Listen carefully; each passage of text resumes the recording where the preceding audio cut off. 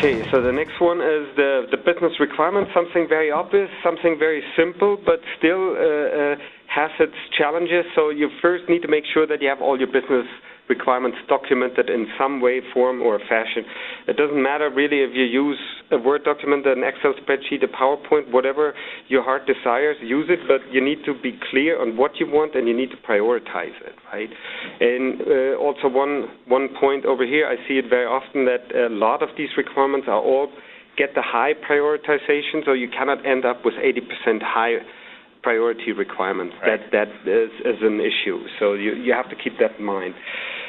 Also, what you should do over here is, so you've already selected your tool, you already want to know what you want to do, you have your business requirements, now you want to become familiar with the tool before you go ahead and refine the business requirements further, because you need to know what the tool can offer you to get to your objectives. So therefore you should go ahead and really spend a little bit of time, become familiar with it, find out from whatever vendor you're working with, what information do they provide. A lot of these vendors, also Model N provides lots of information that you can use to become more familiar with the tools. You should use whatever you have possible, if it's little webinars or if it's free documents that you can get, if it's a possibility to talk to someone who has done previous implementations, doesn't matter.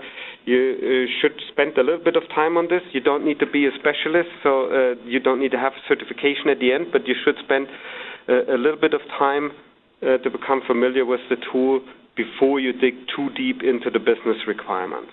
Okay, and if you haven't selected the tool yet, can you get, how far can you get on your business requirements? Is it something that you could, do pretty well and then use to help you select a tool? Yeah.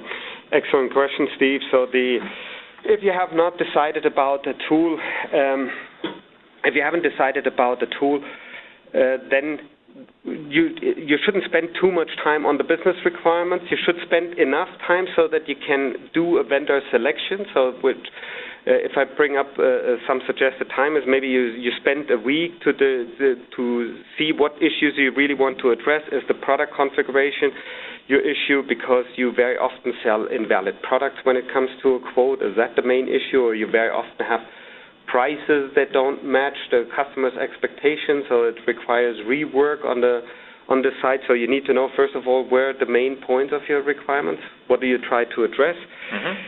But I wouldn't go bonkers on this, because what you want to do is you want to get enough to help you select the vendor, but once you have selected a vendor, you need to take into account what they have to offer. So you have to keep that a little bit in balance on what you do. Okay, so second best practice, if I'm hearing correctly, is really look at the business requirements, and what you said before is they can't all be high. Try to prioritize the business requirements to the real business impact you want. If you've selected a tool, then that helps you shape those in a more effective way. If you haven't selected the tool, then use those to help you select the tool that's going to help you deliver the business impact you want.